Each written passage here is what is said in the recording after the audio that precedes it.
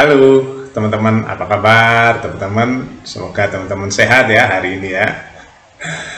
Teman-teman, saya mau cerita lagi ya. Saya mau cerita pakai bahasa rakyat aja ya teman-teman, biar mudah dipahami.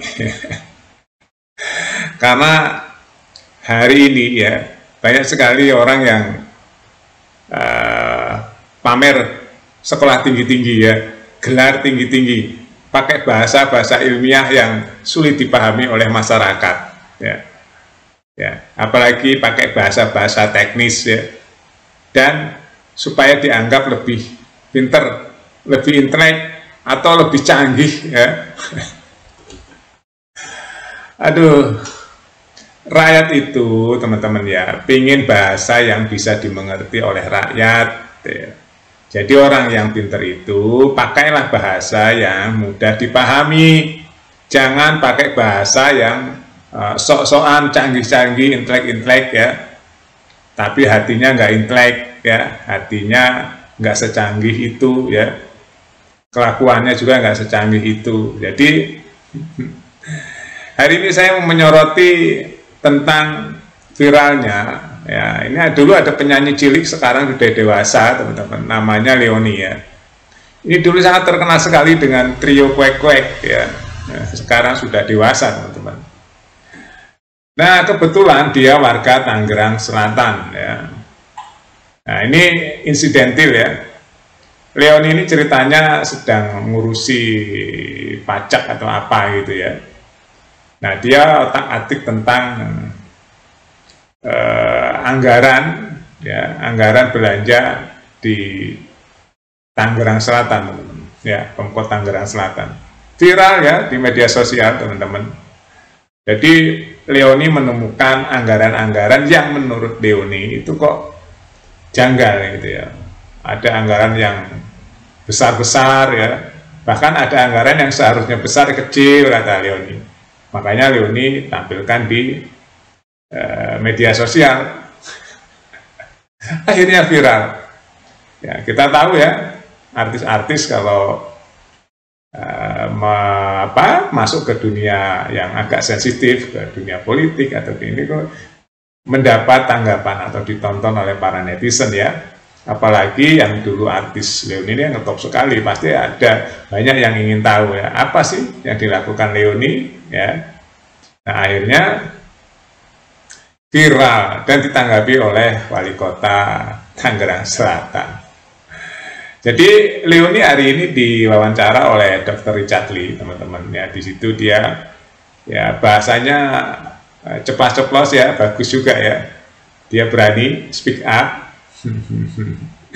Ini kalau menurut saya bagus ya.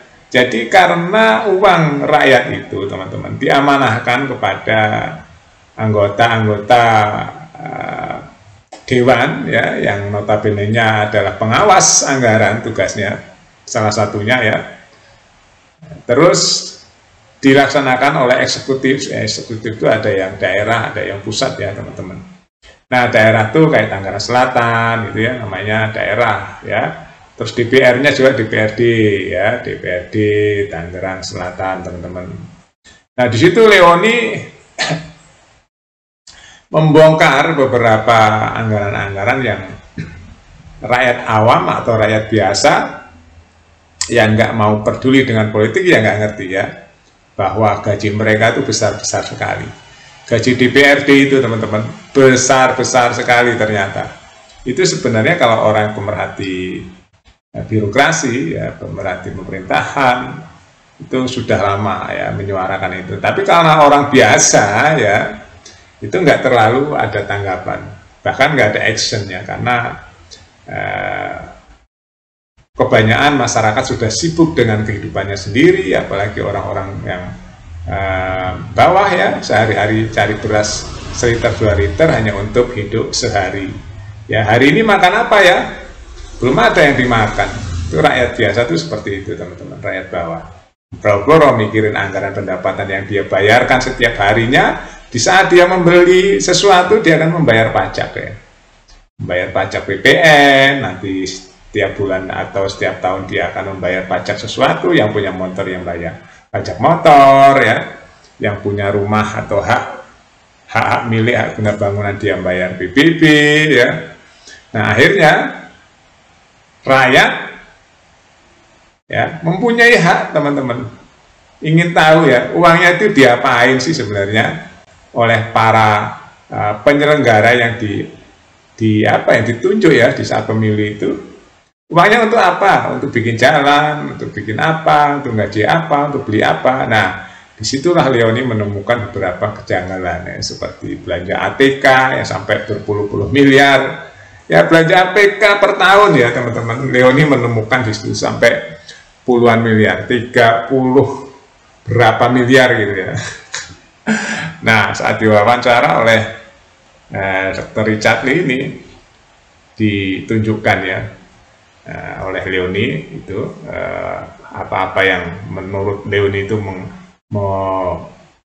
mengundang keingintahuan, atau kok begini ya, kok besar sekali ya, untuk apa saja ya.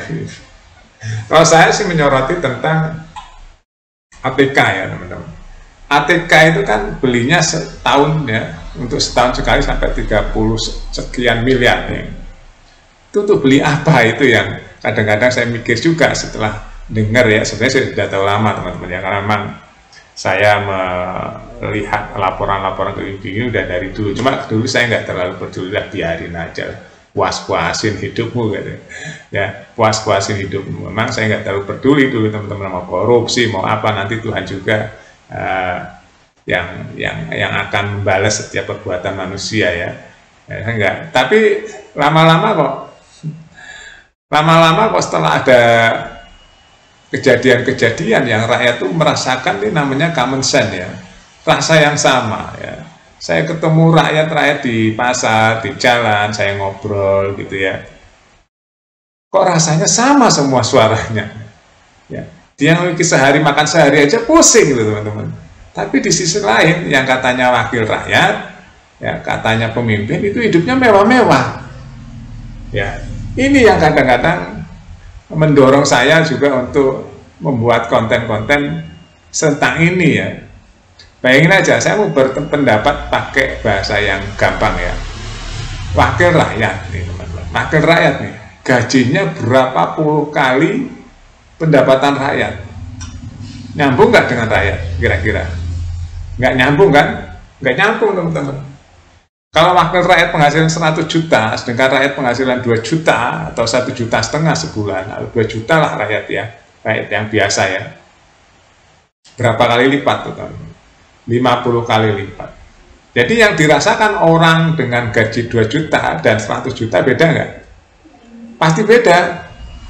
Karena yang rakyat sebulan itu penghasilan kotornya 2 juta teman-teman, masih banyak di negeri ini. Bahkan nggak berpenghasilan banyak, pengangguran.